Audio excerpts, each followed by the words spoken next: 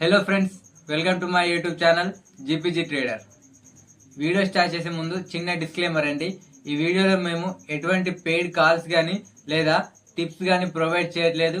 And అలాగే ఎలాంటి paid courses కానీ మేము ఇన్ ఫ్యూచర్లో కానీ ప్రెజెంట్ కానీ ప్రొవైడ్ చేయము. మా దగ్గర ఏ నాలెడ్జ్ అయితే ఉందో అది మేము ఫ్రీగా ప్రొవైడ్ చేయడానికి ట్రై చేస్తాము ఈ యూట్యూబ్ ఛానల్ ద్వారా. ఓకేనా అండి? మన ప్రీవియస్ వీడియోలో మనము రైజింగ్ వెజ్ అయిన చార్ట్ ప్యాటర్న్ గురించి తెలుసుకోవడం జరిగిందండి. ఎవరైతే ఆ వీడియో చూడలేదో ఆ వీడియో యొక్క లింక్ అనేది డిస్క్రిప్షన్లో ప్లేస్ చేశానండి. అక్కడ నుంచి మీరు ఆ వీడియోను చూడవచ్చు. అయితే ఈరోజు ఈ వీడియోలో మనము ఫాలింగ్ వెజ్ చార్ట్ ప్యాటర్న్ గురించి తెలుసుకోబోతున్నామండి.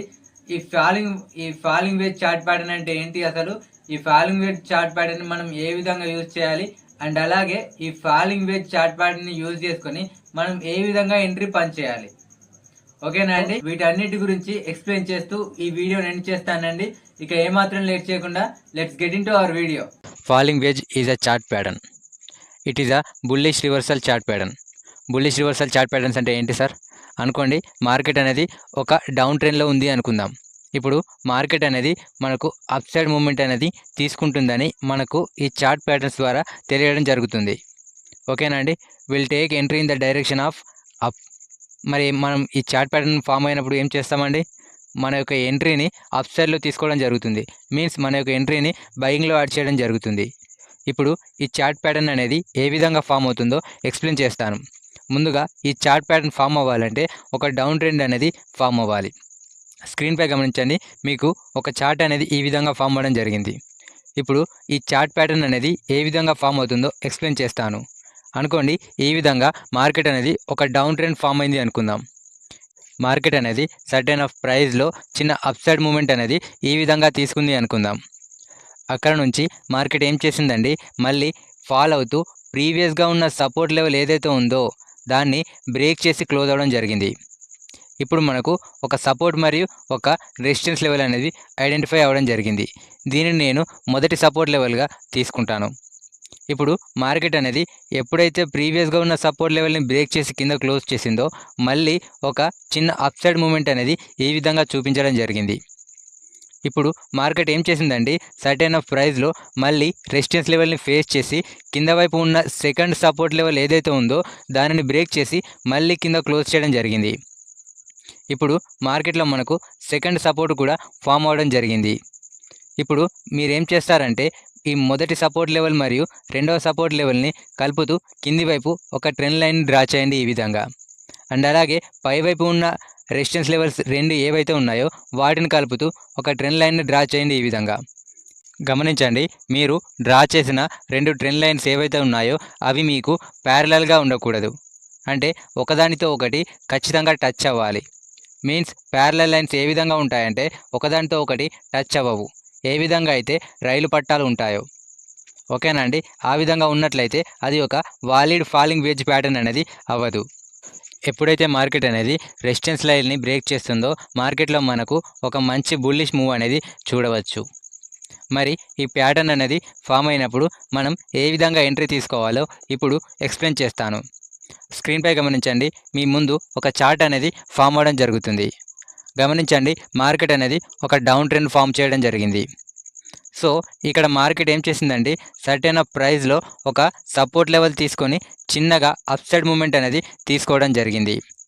ఇప్పుడు మార్కెట్ మళ్ళీ ఏం చేసిందండి, అక్కడే మళ్ళీ రెసిస్టెన్స్ లెవెల్ని ఫేస్ చేసి కింది వైపు క్లోజ్ చేయడం జరిగింది, ప్రీవియస్గా ఉన్న సపోర్ట్ లెవెల్ని బ్రేక్ చేసి. ఇప్పుడు మనకు ఒక సపోర్ట్ లెవెల్ మరియు ఒక రెసిస్టెన్స్ లెవెల్ అనేది ఐడెంటిఫై అవ్వడం జరిగింది. ఇప్పుడు మార్కెట్ మళ్ళీ ఏం చేసిందండి, మళ్ళీ సర్టెన్ ఆఫ్ ప్రైస్లో సపోర్ట్ తీసుకుంటూ ఒక చిన్న అప్సైడ్ మూమెంట్ అనేది తీసుకోవడం జరిగింది.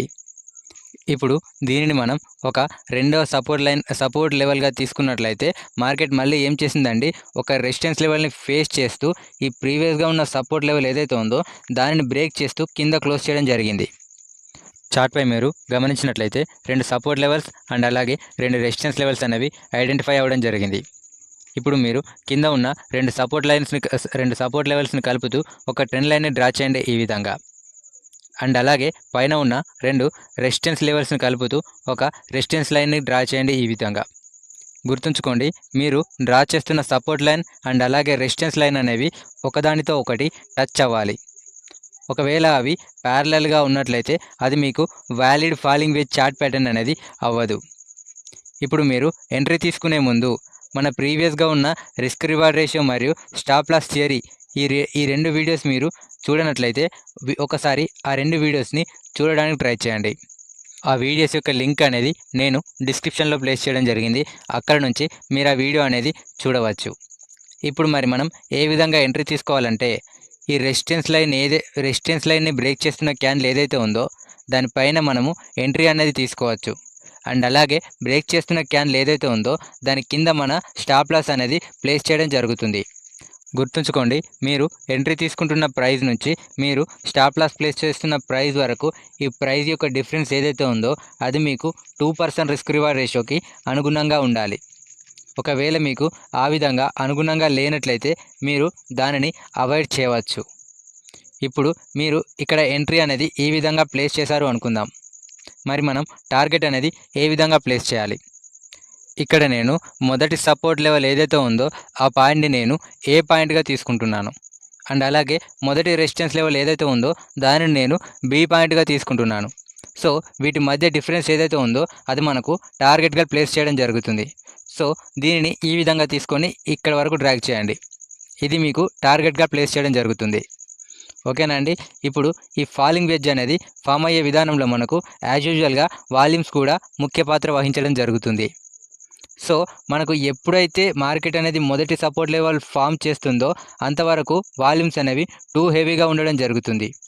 అండ్ అలాగే ఈ మొదటి సపోర్ట్ లెవెల్ని రెండవ సపోర్ట్ లెవెల్ అండ్ అలాగే తర్వాత వచ్చే సపోర్ట్ లెవెల్తో పోల్చుకున్నప్పుడు మనకు వాల్యూమ్స్ అనేవి సాధారణ స్థితిలో కానీ లేదా కొద్దిగా తక్కువ కానీ ఎక్కువ కానీ అయి ఉండవచ్చు.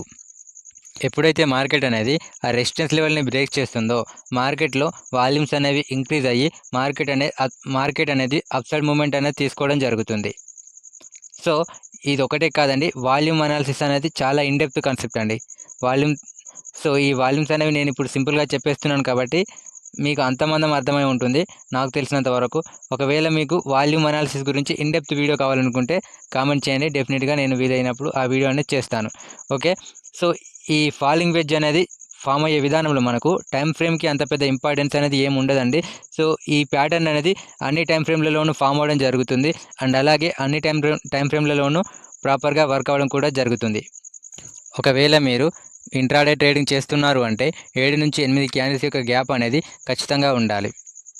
ఒకవేళ మీరు షార్ట్ టర్మ్ ట్రేడింగ్ చేస్తున్నారు అంటే 2 నుంచి 3 వారాల గ్యాప్ అనేది ఈ ప్యాటర్న్ అనేది ఖచ్చితంగా ఫామ్ అవ్వాలి. ఒకవేళ మీరు మీడియం టర్మ్ ట్రేడింగ్ చేస్తున్నారు అంటే 3 నుంచి 4 నెలల గ్యాప్ అనేది ఈ చార్ట్ అనేది ఫామ్ అవ్వాలి. అండ్ అలాగే ఫైనల్లీ మీరు లాంగ్ టర్మ్ ట్రేడింగ్ చేస్తున్నారు అంటే 7 నుంచి 8 నెలల గ్యాప్ అనేది ఈ చార్ట్ అనేది ఫామ్ అవ్వాలి. ఈ చార్ట్ ప్యాటర్న్ అనేది ఫామ్ అవ్వాలి. కింద చూపిస్తున్న ఈ 3 టైం ఫ్రేమ్లు ఏవైతే ఉన్నాయో ఇవి మనకు డైలీ టైం ఫ్రేమ్ని ఆధారంగా తీసుకొని తీసుకోబడినవి. సో ఇది అండి ఈరోజు వీడియో. ఈ వీడియో మీకు ఇంట్రెస్టింగ్గా అనిపించినట్లయితే ఒక లైక్ చేయండి. అండ్ అలాగే వెళ్ళే ముందు వీలైతే మన ఛానల్ సబ్స్క్రైబ్ చేసుకోండి. Have a good day. Thank you so much.